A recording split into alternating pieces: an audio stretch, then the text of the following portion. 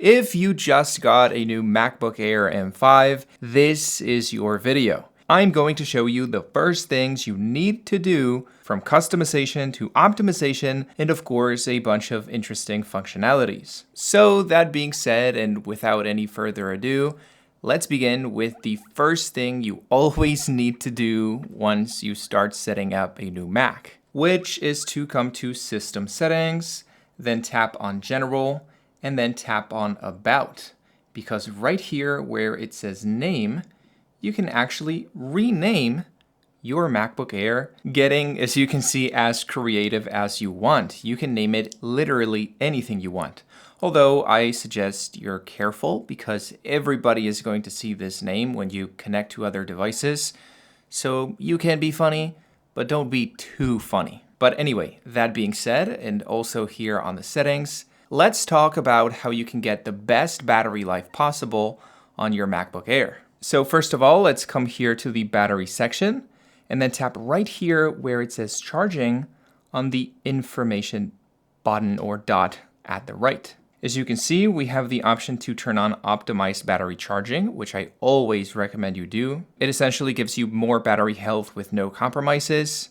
And then I highly suggest you set a charging limit at either 90% or 80%. Of course, this is not as convenient because you'll get less battery life every day, but this really makes a difference when it comes to extending the battery health of your computer over time. So if you finish your days with leftover battery life, I suggest you consider turning on the charging limit to at least 90%. But anyway, that being said, if you really want to extend the battery life on your MacBook, you actually have to come down here to Notifications and then scroll down to Application Notifications, because here you'll see the full list with every single app that can send notifications to your Mac. And well, each one of these apps is going to be connected to the internet, it is going to be updating in the background, and of course it is going to be burning a lot of battery life. So I suggest you select a list of important apps you actually need to be sending notifications, like maybe your phone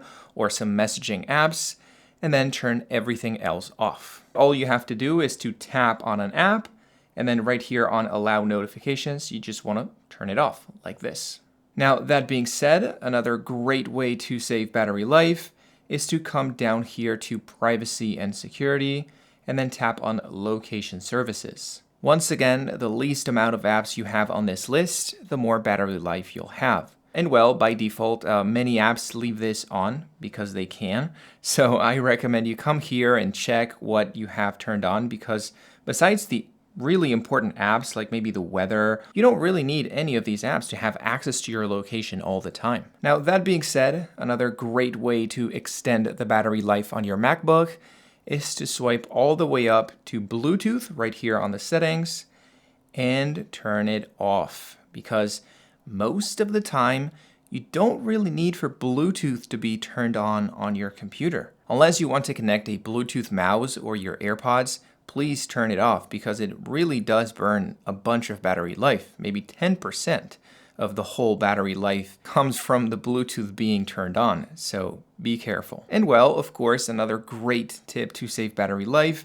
is to come down here to Apple Intelligence and Siri, and then tap on Listen For and turn it off. The fact that your computer can be listening all the time to what you're saying, just in case you say those magical words, is not great for privacy, and of course not great for battery life, because the microphones are turned on all the time and, well, that burns battery life. But anyways, that being said and moving on, now that we're here on the Apple Intelligence section of the settings, I actually recommend you turn it on right here. Many of the new AI features on the Mac actually require for Apple Intelligence to be turned on, so turn it on. Of course, it is going to burn a little bit more battery life, but after all we've done, you're not really going to notice, and it actually gives you access to a bunch of interesting features. In fact, if you swipe all the way to the bottom, as you can see, there is a Chat GPT extension which you can enable, as you can see, turning this on, so you can improve Siri with Chat GPT. As many of you know, Siri is not the most intelligent assistant on the planet, so with the help of Chat GPT, you can actually maybe use it. It now essentially combines the abilities of Siri with the abilities of Chat GPT. But anyway, that being said, and before we move on, now I actually have something for you watching this video. Okay, so a lot of you know me from this channel, whether it is in front of the camera or back there in the top-down shot. But right now, I'm actually building a new channel that's a little bit more ambitious, where I will be needing some extra help. More specifically, I'm looking for a co-host to be in front of the camera with me, and I'm looking for a videographer to shoot the videos. So if by any chance you're interested in being a co-host on a YouTube channel, or you are a videographer, send me an email to this address so we can talk. But anyway, that being said, let's now get back to the MacBook Air M5 because I have a lot more things I want to show you.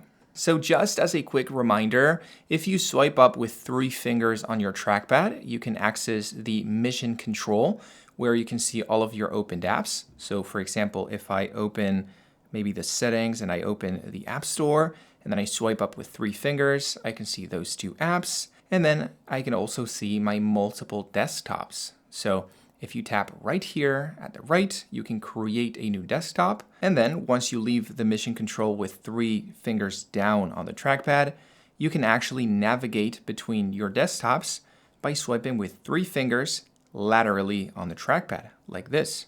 So you can swipe between all of your opened desktops and have multiple apps on each. Now, I'm pretty sure most of you already knew this, but I wanted to refresh these gestures because we're going to get into a little bit more complex things. So if you actually want to use 2 apps at the same time, like in this case, these settings and the App Store, all you have to do is to drag one of the apps to the right, like this, and then drag the other app to the left, like that. And you'll have 2 apps opened at the same time where you can actually see the 2 apps. And well, if you want to make it even simpler, all you have to do is to come right here to the green dot at the top left and then tap on, well, the right portion. That's it. You'll have 1 app on the right, and then you can come to the other app, hold on the green button, and tap on the left portion of the display. And just like that, you'll have the 2 apps working together at the same time. And well, even better, this is not limited to 2 apps at the same time. You can actually have 3 or even 4 apps opened at the same time. So let's say you have, let's create a new tab on Finder. Let's say you have 4 apps opened at the same time. You can come here to the green dot and tap on this icon right here, and boom, you'll have the 4 apps opened at the same time, arranged so you can see everything. And well, something a lot of people don't know is that if you come once again here to the green dot and hold your cursor, and then you tap on Option on your keyboard, you'll see even more customization options.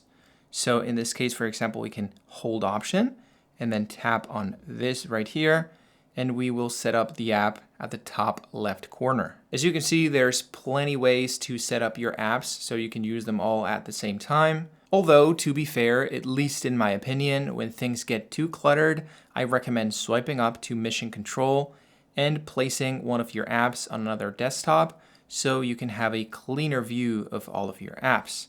Now, that being said, something a lot of people don't like about their Mac is that they can click by tapping on the trackpad, but they actually have to use 2 fingers on the trackpad to do a double click. This may be especially annoying for those of you who come from a Windows computer where you can tap on the right side of the trackpad for the double click or the right click. But fortunately, there is a very simple way to fix this on your Mac.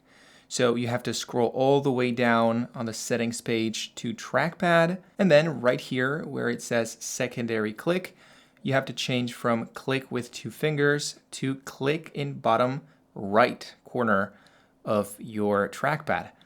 There's also another option for clicking on the bottom left, although I'm pretty sure no one is using that option. But anyway, that being said and moving on, If you swipe up right here to the wallpaper section on your settings, you'll see there are plenty options when it comes to wallpapers with a very long list of options. As you can see, there's actually a very large amount of wallpapers you can choose, and these are all official Apple wallpapers with the seal of quality, high resolution. A lot of these actually are dynamic, so you can see them move. And well, of course, changing these wallpapers is very simple. All you have to do is select the one you like, tap on it, and well, it automatically changes to that wallpaper. It is very easy. These things I think are 8K, so they can fit any Apple display and be sharp. So yeah, I recommend you fidget around on the Apple wallpaper gallery because there's some really interesting images. Although everything said, if you want to use a custom photo from your gallery, you can tap on Add Photo, and then you can choose any photo you want from your photo gallery, like on the iPhone. But anyway, that being said, and more in the same vein, if you tap right here on Appearance, you'll actually be able to customize the way your Mac looks. So right here at the top, we can see Appearance, so we can change between light mode and dark mode, like on the iPhone. In this case, of course, it is a matter of personal preference, and since the MacBook Air doesn't have an OLED display, this will have no impact in your battery life. Now, as you can see a little bit below, we see the option to disable liquid glass because many people don't like it. So if you're not a fan of things being too transparent, as you can see here with the search bar, and of course not being easy to read, you can tap on Tinted right here. And well, as you can see, well, on the search bar, it barely makes a difference, but in some other elements on your computer, things are not going to be as clear and they're going to be easier to read. And well, a little bit below, we have the icon and widget style. So you can have the default icons, or you can have dark icons that essentially, as you can see right there, are all dark. They essentially replace any light surface for a dark surface. Then right here, you have the clear icons too, which essentially would be a slightly different version of the dark mode icons, although they're a little bit more transparent. And also black and white, by the way, something you should know.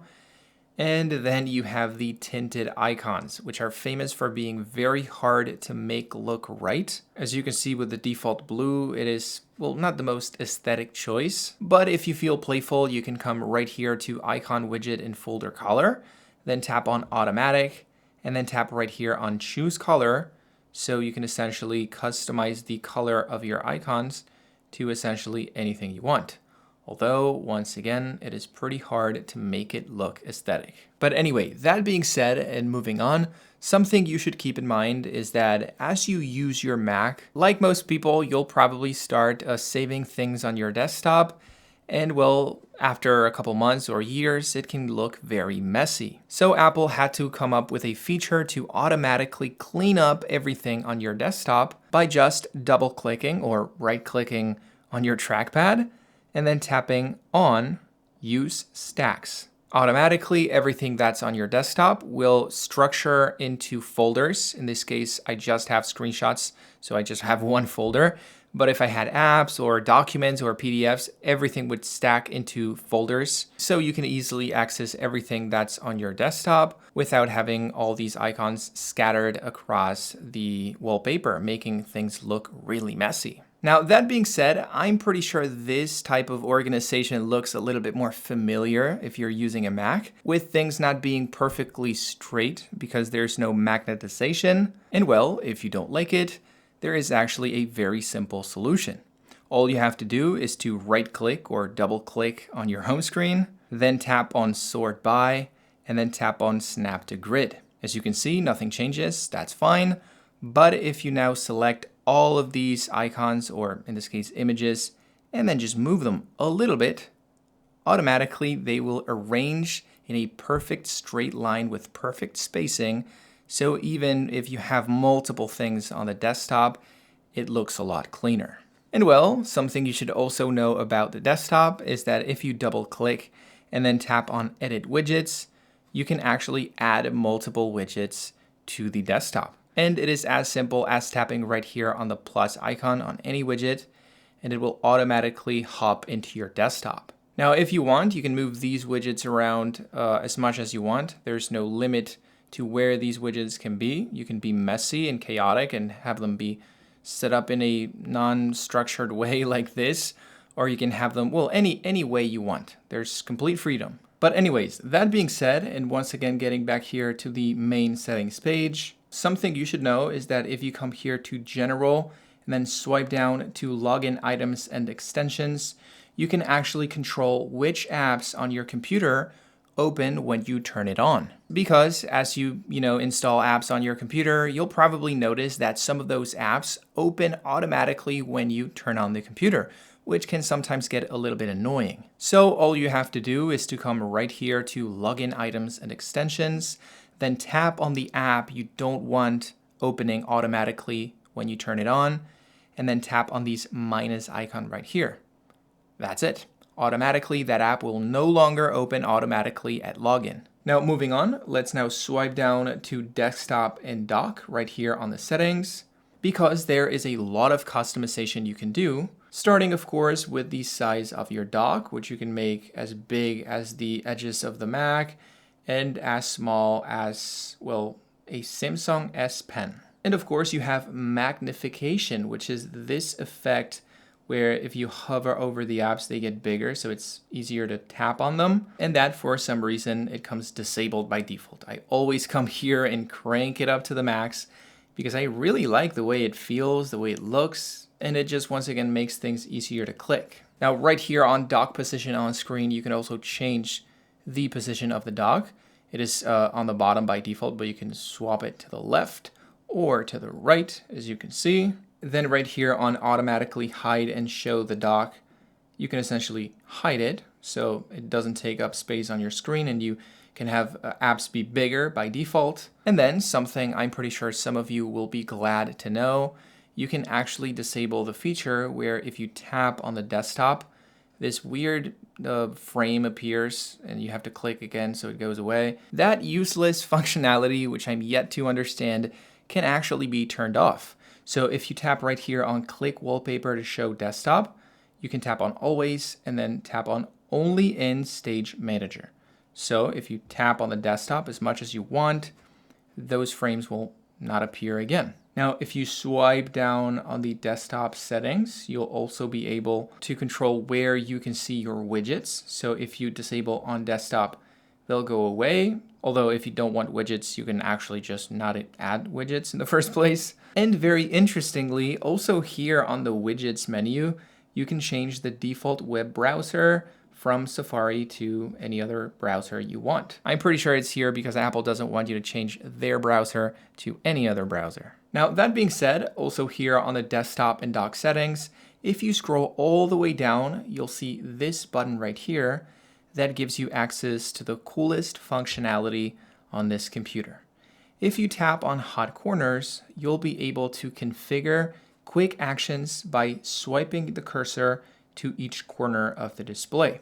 So in this case, I've set up the start screensaver on the left bottom side and a quick note on the bottom right side. But you can also do the same thing for the ones at the top. So let's maybe open the app menu on the left side and let's tap on desktop on the right side. So if you can see, if I access the bottom left, automatically I can access the screensaver. Then if I access the bottom right, I can create a new note, just like that. If I access the top left, I can automatically open the applications menu. And if I cover the top right, oh, I get the weird frames.